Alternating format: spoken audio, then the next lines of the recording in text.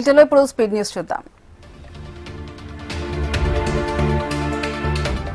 110 కోట్ల మంది హిందువులు విశ్వాసాన్ని రామ్ మందిర దోపిడీతో వమ్ము చేశారంటూ కేంద్ర మాజీ మంత్రి కిల్లి కృపారాణి కేంద్ర ప్రభుత్వంపై మండిపడ్డారు.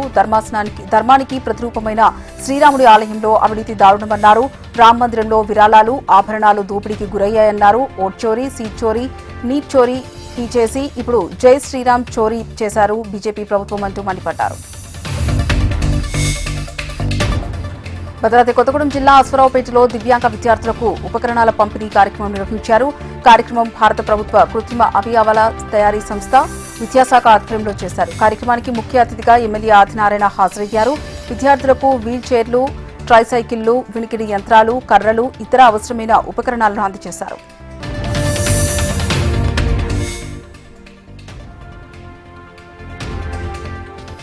ప్రాణాలు కాపాడాల్సిన పోలీసే ఆంధ్ర రాష్ట్రంలో హత్యలు చేస్తున్నారు, ఆత్మహత్యలు చేసేటట్టు ప్రేరేపిస్తున్నారని మాజీ ఎమ్మెల్యే మహేష్ రెడ్డి మండిపడ్డారు.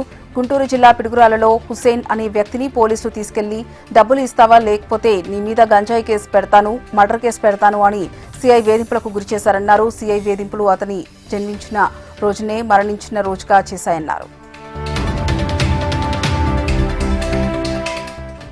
నిజామాబాద్ జిల్లా గన్నారంలో దళితులపై వివక్షత విషయం తెలుసుకుని SC ST commission chairman Venkataiah గ్రామంలో పర్యటించారు. గ్రామంలో దళితులపై వివక్షకు పాల్పడుతున్న వారిపై కఠిన చర్యలు తీసుకుంటామని ఆయన స్పష్టం చేశారు. గ్రామాభివృద్ధి కమిటీ చైర్మన్ సభ్యులు చట్టాన్ని అతిక్రమించి జరిమానాలు విధించే అధికారం లేదని చైర్మన్ పేర్కొన్నారు. నల్గొండ జిల్లా నర్సాపూర్ గ్రామంలో జరిగిన ఇస్లావత్ గోవింద్ హత్య కేసును పోలీసులు ఛేదించారు. గోవింద్ భార్య సరోజ గ్రామానికి చెందిన శ్రీనుతో వివాహేతర సంబంధం పెట్టుకోవడంతో భార్యాభర్తల మధ్య తరచూ గొడవలు జరుగుతుండేవని తెలిపారు. ఈ నేపథ్యంలో గోవింద్ను అడ్డుకు తొలగించుకోవాలని సరోజ, శ్రీను సమయం కోసం వేచి చూశారు. గోవింద్ ఇంట్లో నిద్రిస్తుండగా ఇద్దరూ కలిసి ముఖంపై దిండు పెట్టి ఊపిరాడకుండా చేసి హత్య చేసినట్టు పోలీసులు తెలిపారు. నిందితులను అదుపులోకి తీసుకుని రిమాండ్కు తరలించారు. మార్కాపురం జిల్లా మార్కాపురం పట్టణంలోని చెరువు ఆక్రమణకు గురైందంటూ ప్రజా పరిష్కార వేదికలో ఇంతియాజ్ అనే వ్యక్తి జిల్లా కలెక్టర్కు ఫిర్యాదు చేశాడు. ఫిర్యాదుపై స్పందించిన తహసీల్దార్ చిరంజీవి నీటిపారుదల శాఖ అధికారులతో కలిసి సంబంధిత ప్రాంతాన్ని పరిశీలించారు. పరిశీలన అనంతరం చెరువు ఎలాంటి ఆక్రమణకు గురి కాలేదని అధికారులు స్పష్టం చేశారు. నిర్మల్ పట్టణంలో పట్టపగలు చోరీ చేసి పోలీసులకు దొంగలు సవాల్ విసురుతున్నారు.